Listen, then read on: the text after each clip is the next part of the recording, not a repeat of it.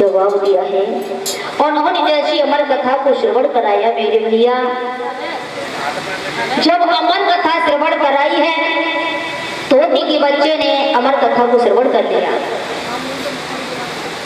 और जब अमर कथा श्रवण की है तो उस टाइम पर गौरा मैया की आंख खुली है।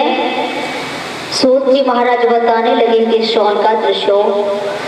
जब गौरा की आंखें खुली है तो गौरा ने जवाब दिया है कि प्रभु ये बताओ, अमर कथा आपने श्रवण कराई, किसको कराई? बोले आपने नहीं सुनी।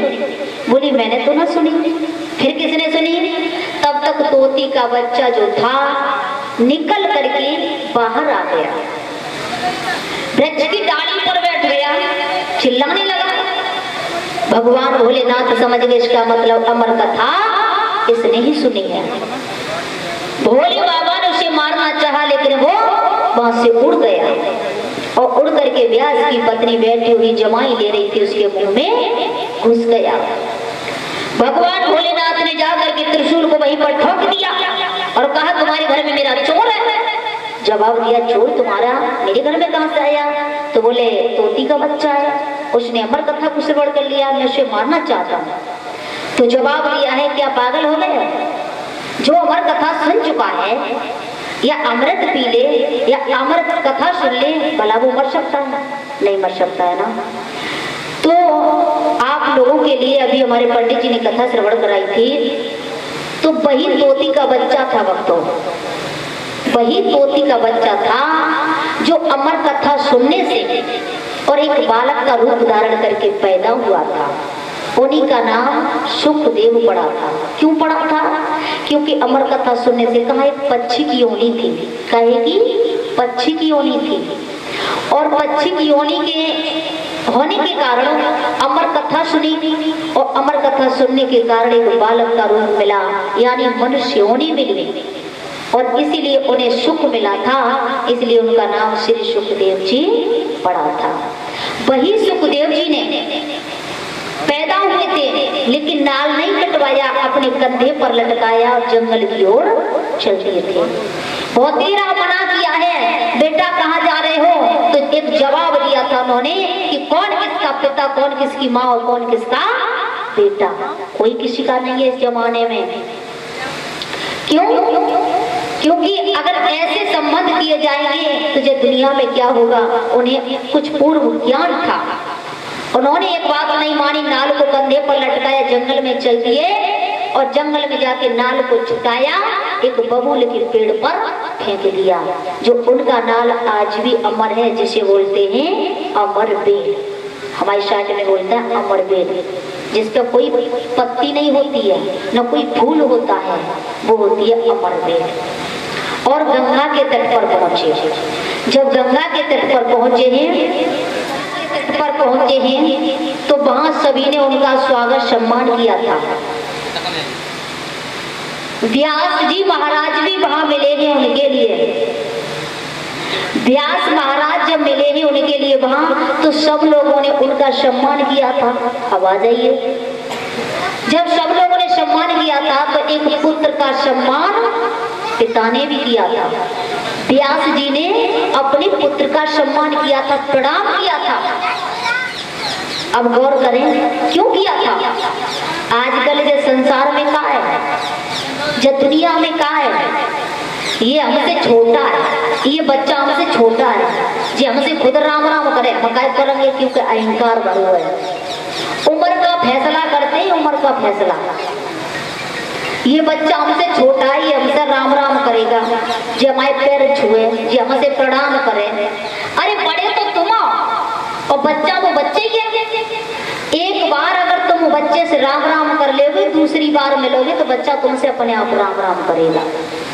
कहने का मतलब सबक कौन सिखाते हैं? बड़े छोटे को सिखाते हैं। उम्र का फैसला नहीं किया जाता है इसमें, चाहे बड़े हो चाहे छोटे हो, ज्ञान तो ज्ञान ही होता है। क्योंकि वो कह देते हैं ज्ञान कभी किसी का पूरा नहीं हुआ, जहाँ न पहुंचे रवि और तहाँ पहुंचे कवि। तो उन्होंने प्रणाम किया था, तो अपने बच्चे के लिए प्रणाम नहीं किया था, उन्होंने ज्ञान के लिए प्रणाम किया था। जरा गौर करें, उन्होंने अपने बच्चे के लिए नहीं, ज्ञान के लिए प्रणाम किया था। अब आ जाइए, सुखदेव जी महाराज जब गंगा के तट पर पहुंचे हैं तो सब लोगों ने प्रणाम किया है, स्वागत सम्मान किया था उनका। और जब स्वागत सम्मान किया है उस टाइम पर व्यास जी ने भी सम्मान किया था। उसी गंगा के तट पर परीक्षित महाराज पहुंचे थे। अब परीक्षित महाराज पहुंचे, वो कैसे पहुंचे थे बता रहे हैं।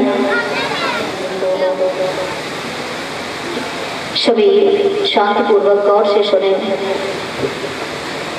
जो चीज है वो तो श्रवण कराई जाती है, लेकिन गौर से सुनोगे। कोई काम सही, चाहे मंदिर में जाओ, चाहे तीर्थ यात्रा जाओ, चाहे कहीं दावत में जाओ, चाहे फंक्शन में जाओ, और जब तक तुम्हारे पास तन है और मन नहीं है तो किसी चीज में तुम्हें आनंद नहीं आएगा। किसी चीज में आनंद नहीं आ सकता है। तुम भजन करो, बैठ जाओ जहाँ, माला फेरो, दिखावट राम राम राम राम, और तुम्हारा दिमाग को और मन को अंत है तो जी भजन नहीं मानो चाहिए। मंदिर में जाओ, आरती करो, और मन और तुम्हारा तन मौजूद है और तुम्हारा मन और भाव नहीं है तो कुछ पूजा ना है। तो कोई काम किया जाए लेकिन अपने तन मन धन से, कहीं भी जाओ लेकिन तन मन धन से करो, तभी आनंद आता है कोई चीज से। तो आ जाइए भक्तों, जब सुखदेव जी महाराज गंगा के तट पर पहुंचे तो वहां परीक्षित महाराज कैसे पहुंचे थे तो मैं बता रहे हैं। सूत जी महाराज समझाने लगे हैं कि हे शौनकादृष्यों, जिस समय पांडवों के बीच में युद्ध हुआ था, पांडवों के बीच में युद्ध हुआ था, तो उस समय द्रौपदी के 5 पुत्रों को अश्वत्थामा ने मार दिया था। जिस समय पांडवों में युद्ध हुआ था तब। और माफ करना, ये न सोचे ये कथा कैसे उसे श्रवण कर रही है। अगर देखी जाए ना, देखी जाए तो इन 7 दिनों के अंदर ही भागवत समाप्त नहीं होती है। भागवत 7 दिन के अंदर ही नहीं बताई है। तुम सारे 1 साल नहीं, सारी जिंदगी पढ़ते रहो तो भागवत पूरी नहीं है पाई। इन 7 दिनों के अंदर तो क्यों बना दी है, कर दी है शॉर्ट में बोलने के लिए, क्योंकि इतना इंसान के पास ना समय है ना खर्चा कर पाएंगे। इसलिए भागवत कभी पूरी नहीं हो पाएगी, भागवत कभी पूरी नहीं हो पाएगी। 7 दिन में साल भर के अंदर भी नहीं हो सकती है। तो ये सब कथा शॉर्ट में ही सुनानी पड़ती है। तो आ जाइए, सूत जी महाराज ने जिस समय समझाया है कि हे शौनक जी, द्रौपदी के 5 पुत्रों को अश्वत्थामा ने मार दिया था जिस समय महाभारत हुआ था। उस समय जब मार दिया था तो अर्जुन ने विचार किया है कि अब क्या होना चाहिए, तो उन्होंने एक गांडीव धनुष लिया था और गांडीव धनुष लेकर के भगवान कन्हैया को सारथी बनाकर के लेकर के चले हैं अश्वत्थामा का पीछा करने के लिए। जब अश्वत्थामा का पीछा किया है, अश्वत्थामा ने विचार किया कि अब मेरी मौत नजदीक आ चुकी है, मुझे मार देंगे, तो उसने एक ब्रह्मास्त्र छोड़ दिया था। ब्रह्मास्त्र, ध्यान से सुने। अगर मेरी कथा आपको समझ में ना आए तो मना कर सकते हैं कि हमारी समझ में नहीं आ रही है, लेकिन कोई काम सही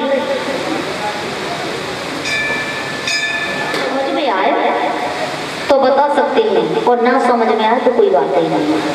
चलो कोई बात नहीं है, आपका ये एमपी है और मेरा है यूपी। बुजुर्ग लोग हैं, उनके कुछ समझ में नहीं आ रहा है तो कोई बात नहीं है, क्योंकि वही बात है, कोई चीज सही अगर ये मेरे क्षेत्र में पहुंच जाएंगे तो इनकी सब समझ में आएगी। लेकिन वही बात है, मैं ज्यादा कहना भी नहीं चाहती हूँ, और मेरी भाषा में और आपकी भाषा में कोई अंतर भी नहीं है, कोई फर्क भी नहीं है। लेकिन मैं नहीं चाहते हैं, आपकी चॉइस है। पंडित जी से सुनना चाहते हैं, पंडित जी से सुनिए, कोई बात नहीं है, मुझे बुरा भी नहीं लग रहा है। और चलो कोई बात नहीं है, 2 लाइन का भजन सुनाते हैं, उसके बाद में अपनी वाणी को विराम देते हैं। आप अपनी कथा श्रवण करें और वो सुनाएंगे, आप सुनना, ठीक है। और सभी माता बहनें प्रेम के साथ में बोले, तालियों के साथ में बोले, ठीक है। लास्ट बार बोले जा रही